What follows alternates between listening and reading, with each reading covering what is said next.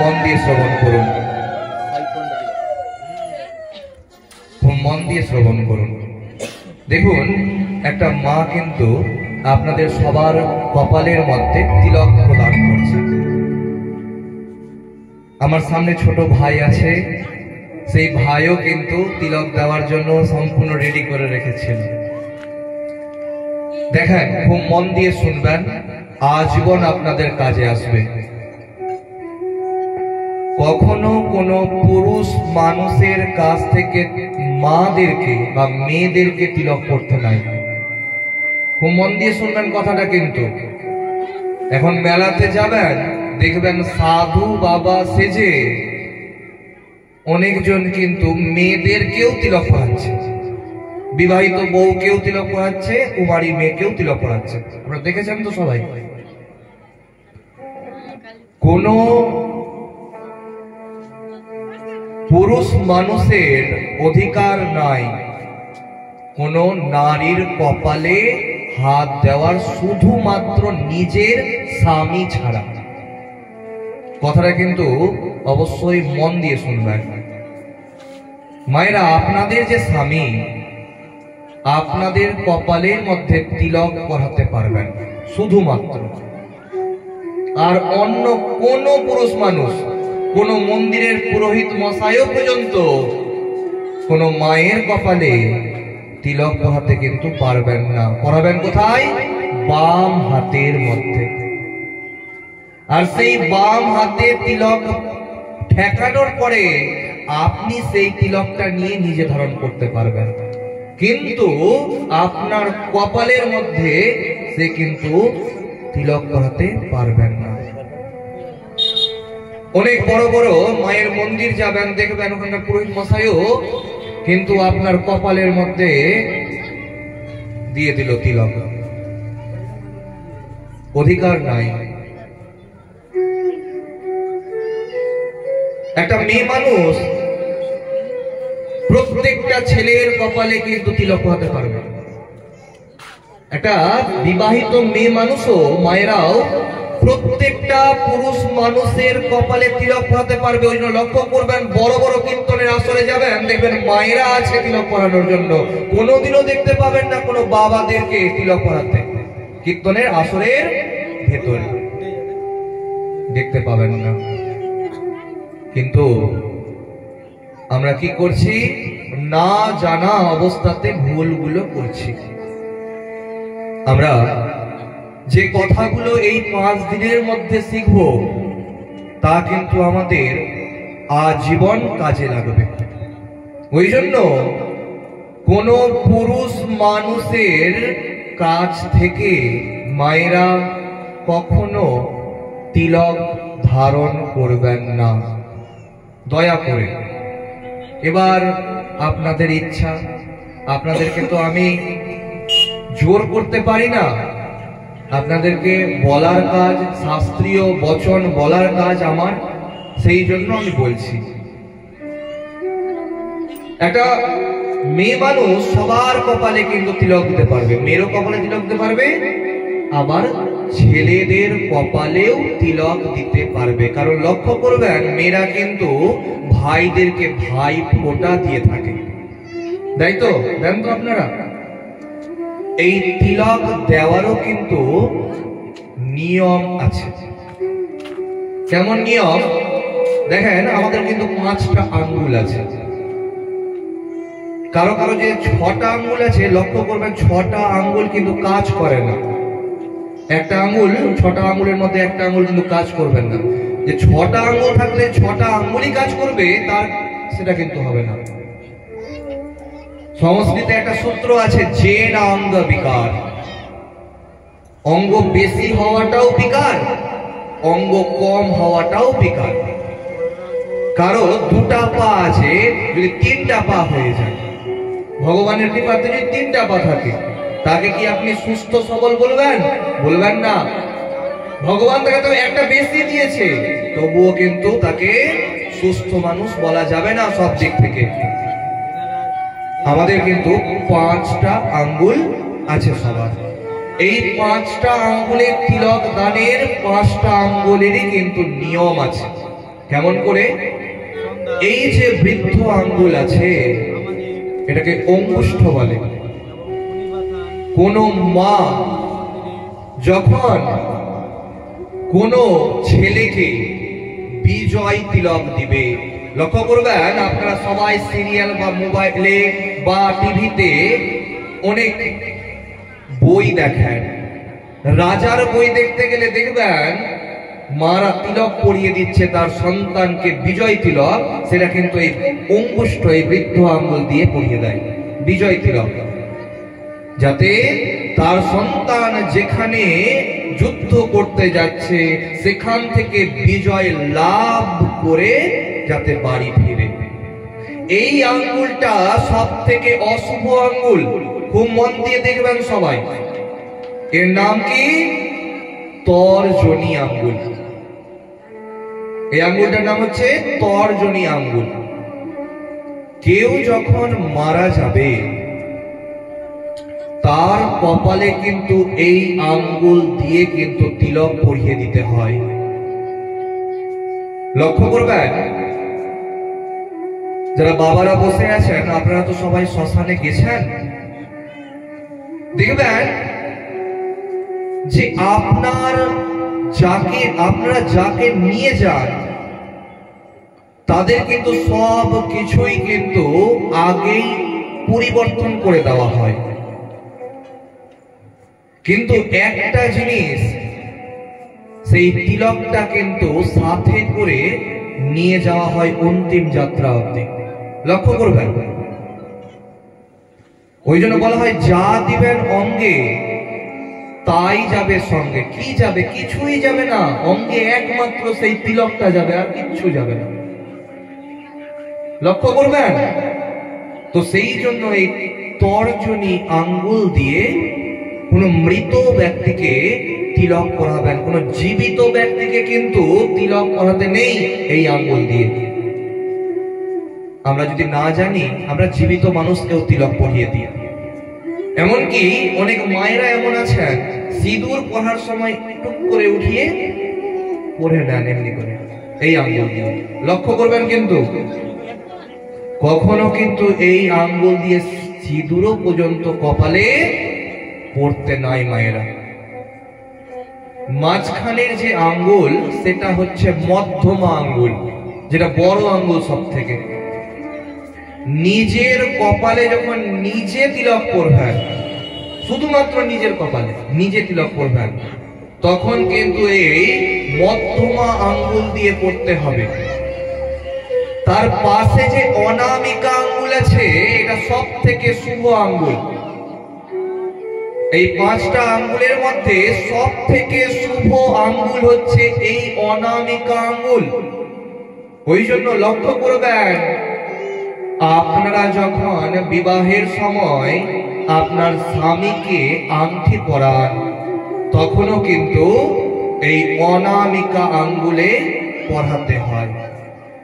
যখন অন্য কাউকে আঙ্গুল দিয়ে তিলক পরাবেন তখন কিন্তু এই অনামিকা আঙ্গুল দিয়েই পরাতে হবে। আর সব থেকে শেষে যে কাঙালি আঙ্গুলটা দেখতে পাচ্ছেন, ছোট আঙ্গুলটা, যখন কোন দিদি বা বোন তার দাদা বা ভাইকে ভাই ফোঁটা দিবে তখন কোন আঙ্গুলে দিবে? তখন এই শেষের আঙ্গুলটা, ছোট আঙ্গুলটা দিয়ে দিবে ভাই ফোঁটা। পাঁচটা আঙ্গুলের 5 রকম কিন্তু কাজ আছে, কিন্তু আমরা যদি না জানি তবে কিন্তু আমরা তো বুঝতে পারবো না। কারো বাড়িতে যখন শ্রাদ্ধের কাজ হয় তখন কিন্তু এই 3টা আঙ্গুল দিয়ে কিন্তু ফুল দিতে হয় ঘটের মধ্যে বিভিন্ন জায়গাতে। কোন 3টা আঙ্গুল? এই তর্জনী আঙ্গুলও কিন্তু সেটাতে লাগবে।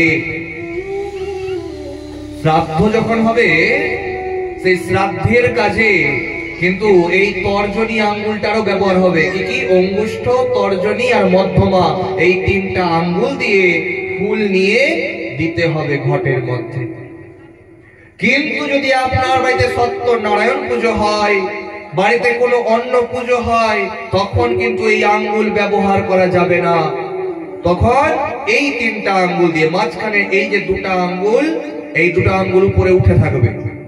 এমনকি আপনার গ্রামে যদি যজ্ঞ হয়, সামনেই রাধা গোবিন্দ মন্দির আছে, সেখানে বিশাল বড় যজ্ঞ হয়, শুনে আসলাম।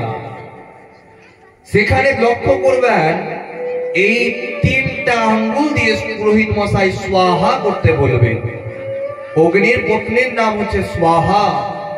তো এই 3টা আঙ্গুল দিয়ে স্বাহা করতে হবে। ওই জন্য এই মুদ্রাটাকে বলা হয় মৃগী বা মৃগশিরা মুদ্রা। দেখবেন মৃগের মতো লাগছে না, হরিণের মতো লাগছে না দেখে?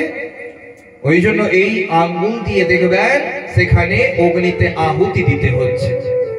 বাড়িতে পুজো হতে গেলেও এই 3টা আঙ্গুল দিয়ে ফুল দিতে হবে ঘটের মধ্যে। তখন কিন্তু এই আঙ্গুলটার ব্যবহার হবে না। ওই জন্য আপনাদের প্রত্যেককেই বলি, সময় মতন ভাগবত পাঠের আসরের মধ্যে চলে আসতে। কারণ একটা কথা একবার বলে দিলে তো আবার কালকে আমি সেই কথাটা বলবো না। আর যদি বলি তো ভাববেন একই কথাটা 2বার শুনলাম, কি ব্যাপার, কি হচ্ছে, একই কথা 2বার শোনাচ্ছে। দেখেন আমাদের সনাতন ধর্মের শাস্ত্রের সব কিছুর বর্ণনা আছে। আমরা 5 দিনে অনেক কিছু জানবো, কিন্তু আমাদের জানার জন্য আমাদেরকে তো হরিবাসর প্রাঙ্গণে আসতে হবে। না আসতে গেলে কেমন করে জানবো বলেন তো মায়েরা এবং বাবারা?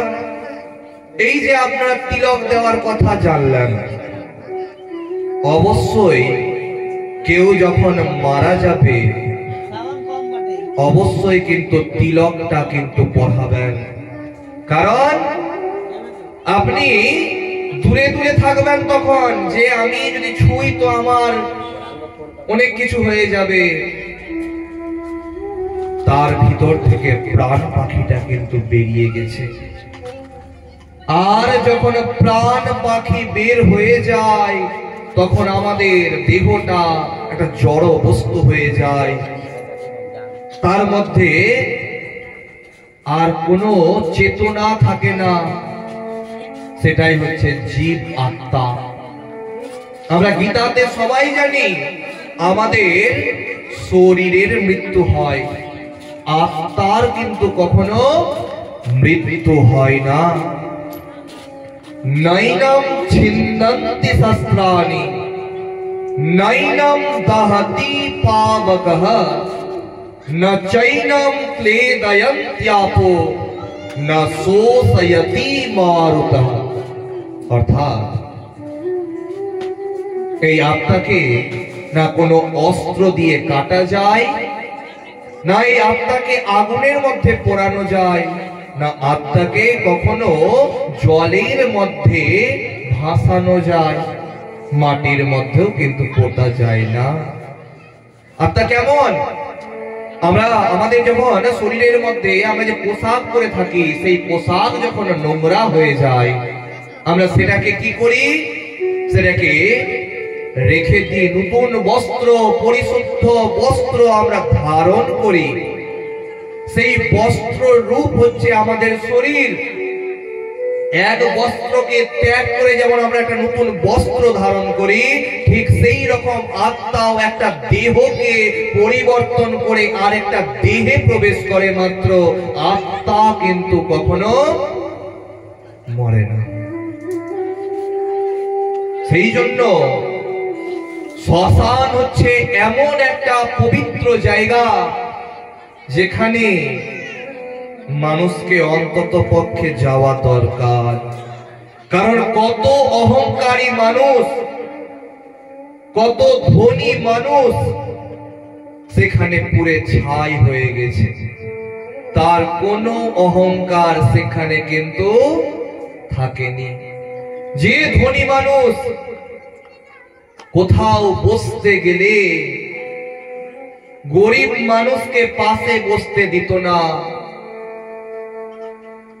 সেই মানুষের পাশেই আজ গরিব ব্যক্তিটা মারা যাওয়ার পর একসাথে ঘুমিয়ে আছে। যে স্থানে সেই ধনী ব্যক্তিকে পোড়ানো হবে, সেই স্থানে সেই গরিব ব্যক্তিকেও পোড়ানো হবে। তবে আজ সেই ধনী হয়ে অহংকার করব কেন? যদি ধনী হয়ে অহংকার করতেই হয় তবে ভক্তির ধনী হন মায়েরা, যে ভক্তি দিয়ে আপনারা ভগবানের কৃপাতে মুখের মধ্যে আনন্দিত হয়ে থাকতে পারবেন। কারণ কষ্ট সবার ভিতরে আছে। যে ধনী ব্যক্তি আছে তার ভিতরে কি কষ্ট নাই? তার ভিতরে আরো বেশি কষ্ট আছে আপনার থেকে। কিন্তু আপনি তো মনে করেন যে আমার থেকে দুঃখী আর এই জগতে কেউ নাই, আমার থেকে কষ্টে আর এই জগতে কেউ নাই। ভুল কথা ভাবছেন। এই জগতে সবাই কষ্টে আছে, আর এই কষ্টের মধ্যেই সুখের সন্ধান হরি নামে আছে। ওই জন্য আমরা এত হরিবাসর প্রাঙ্গণে বসে নিজেদেরকে শান্তি হিসাবে মনে করি। আমাদের মনটা শান্তি হয়ে যায় হরিবাসর প্রাঙ্গণে মন দিয়ে পাঠ শ্রবণ করতে গেলে। না তো আমরা কেউ হরিবাসর প্রাঙ্গণে এসে এইসব কথা শুনতাম না। আমাদের সৌভাগ্য যে বলরামপুরের গ্রামে এত সুন্দর ভাগবত পাঠের আয়োজন করা হয়েছে, যেখানে আমরা প্রত্যেক দিন নতুন নতুন কিছু শিখতে পারছি, জানতে পারছি। এই যে জানা, এই জানার ফলে আমরা কিন্তু আজীবন এই ভুলগুলো কিন্তু আমরা আর করব না। কোন পুরুষ মানুষ যদি আমাদেরকে তিলক পরাতে আসে, আমরা সাথে সাথে করজোরে বলবো, আপনি তিলকটা আমার বাম হাতে দিয়ে দেন, আমি নিজে ধারণ করে নেব। এটাই উচিত। प्रेम से बोलिए श्री कृष्ण भगवान की जय। प्रेम से बोलिए बांके बिहारी लाल की जय। प्रेम से बोलिए राधे